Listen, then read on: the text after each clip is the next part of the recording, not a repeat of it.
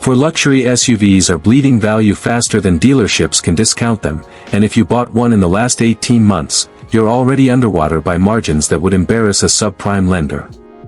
We're not talking about normal depreciation curves or seasonal corrections. We're watching systematic brand collapse disguised as incentive programs, and the buyers holding these titles are about to discover that certified pre-owned badges and extended warranties won't save them from what's coming. One of these models lost 42% of its transaction price in 11 months. Another can't move off dealer lots even with lease subsidies approaching $9,000. The math doesn't just look bad. It looks like coordinated abandonment. Every one of these vehicles entered the market positioned as aspirational upgrades, the kind of purchase that signals arrival without the six-figure price tag of the German flagships. That positioning is now a liability. Because when luxury brands start discounting like volume manufacturers while residual values crater like obscure startups, you're not buying prestige anymore. You're financing someone else's exit strategy. And the people who believe the marketing are now sitting on assets depreciating faster than the loan amortization schedule can keep up with. The first collapse starts with the Infiniti QX60. This is supposed to be Nissan's premium three-row answer to the Acura MDX and Lexus TX, a family hauler wrapped in enough leather and driver assists to justify a $58,000 starting price. But here's where it breaks. Transaction prices on 23 and 24 model year QX60s have fallen to the low 40s within 10 months of original purchase. That's not a market correction. That's a brand evacuating its own segment. Dealers are sitting on 90-plus day inventory while corporate pushes incentives that didn't exist even during the financial crisis. Current offers include 0% financing for 72 months, $4,000 in bonus cash, and subsidized leases with effective cap cost reductions approaching $8,500. You don't see that kind of panic pricing unless the product isn't moving and the manufacturer knows it won't. Here's what that actually means if you're the owner. You bought at $55,000 after a modest negotiation last spring. You're 12 payments in, maybe 14. Your loan balance is still north of $48,000 because early payments on a 72-month note barely touch principal. But your vehicle's private party value just hit $41,000, and the trade-in offer you'd actually get is $38,000.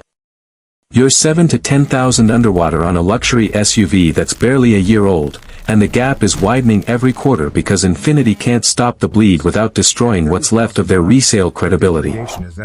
The people trading out of these early are eating losses that would buy them a decent used sedan outright. Owners are starting to report what happens when you actually live with a QX60 past the honeymoon phase. The 9-speed transmission that felt smooth during the test drive starts hunting between gears in stop-and-go traffic by 15,000 miles. The panoramic sunroof develops wind noise that the dealership can't diagnose because it's an assembly tolerance issue, not a defect they can warranty. Infotainment freezes require hard resets every few weeks, and over-the-air updates keep promising fixes that don't arrive. These aren't catastrophic failures. They're the kind of chronic annoyances that make you realize you're driving a Nissan with a markup, not an actual luxury product. And when you try to trade out early, you discover the market is already priced in that reality. You just didn't. But that depreciation curve looks gentle compared to what's happening with the Lincoln Nautilus. This is Lincoln's core product, the vehicle that's supposed to carry the brand's sales volume while the Aviator and Navigator play halo roles. It's not working. 24 model year Nautilus units are sitting at effective transaction prices in the mid-30s after starting in the high 40s, and that's with Lincoln corporate subsidizing lease deals that border on irrational. We're seeing advertised lease offers on $50,000 Nautilus trims for $429 a month with $4,500 due at signing. Do the math on that cap cost reduction and you'll realize Lincoln is eating nearly $15,000 over 36 months just to get these off the lot. That's not incentive pricing. That's controlled demolition of residual value, and the people who bought instead of leased are watching their equity evaporate in real time. The market is telling you something Lincoln's marketing won't. Ford's luxury division doesn't have a product problem as much as a relevance problem. The Nautilus rides on bones that date back to the mid-2010s, and no amount of styling refreshes or digital dashboard upgrades can hide that the underlying engineering is a generation behind. The turbocharged four-cylinder that powers most Nautilus sales is the same EcoBoost derivative you'll find in an Edge, and buyers are starting to notice. Highway refinement is fine until you're next to a German competitor at 75, and then you hear the difference. The adaptive suspension can't fully mask the platform's compromises, and the cabin materials that looked upscale in the showroom start showing wear patterns by 20,000 miles that Lexus interiors won't exhibit until six figures. Here's the ownership reality nobody mentions during the sales process. You're 3 years into a Nautilus lease or loan, and your local Lincoln dealer just got absorbed into a Ford store because the brand can't support standalone retail anymore. Your service appointments now happen in the same bay where F-150s get oil changes, and the loaner fleet is escapes with Lincoln badging. The resale value you were promised is a fantasy because the wholesale market treats these as depreciated Fords, not appreciating luxury goods. And when you try to trade up into something that holds value, you discover you need to write a check for the difference between your payoff and your trade value. That check is getting bigger every quarter, and Lincoln's incentive programs are making it worse, not better. This is the part nobody tells you about Genesis GV70 buyers.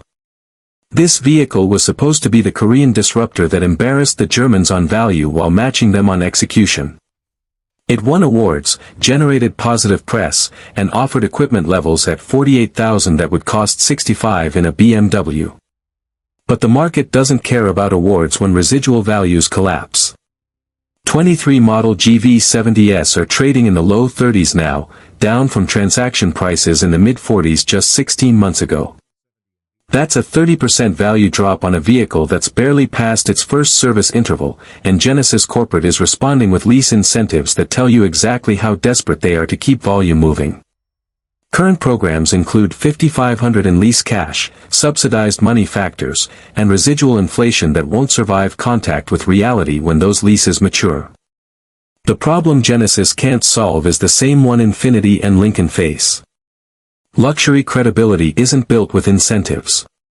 It's built with resale performance, ownership experience, and brand equity that takes decades to establish. Genesis tried to shortcut that process with generous warranties and feature-loaded specs, and it worked just long enough to get early adopters into showrooms. But those early adopters are now discovering that warranty coverage doesn't protect you from depreciation, and nobody wants to buy a 3-year-old luxury SUV from a brand with no resale history. The wholesale market treats GV70s as risky inventory because they don't know where the floor is, so auction values keep falling until they hit rental-grade pricing. If you bought new, you're watching that happen in real time on your loan statement. Pay attention to this. GV70 owners are starting to report service experiences that don't match the premium positioning. Genesis dealerships are still sparse in most markets, which means routine maintenance requires appointments scheduled weeks out or trips to the nearest metro. Loaner policies sound generous until you actually need one and discover the fleet is 2 vehicles deep for a 50-mile service area. Parts availability for anything beyond basic service items means multi-week waits because Genesis doesn't have the supply chain depth of established luxury brands. And when something does go wrong, you're discovering that the warranty coverage everyone celebrated doesn't include wear items, software glitches, or the kind of quality-of-life failures that define luxury ownership. You're getting Hyundai's service logistics with a luxury price tag, and the depreciation curve is pricing in that mismatch. If you financed one of these 3 at sticker price in the last 18 months, you're already holding a depreciating asset that the wholesale market is repricing faster than your loan can adjust. The gap between what you owe and what it's worth isn't closing.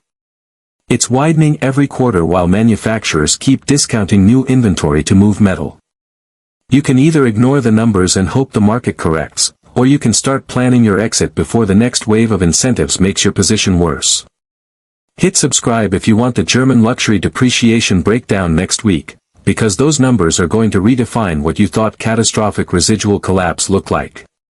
Drop a comment telling me which brand on this list you think survives the next 24 months, or if you're stuck in one of these loans right now and watching it happen in real time. And if this changed how you're looking at your next purchase, share it with someone still shopping who thinks certified pre-owned warranties protect them from market reality.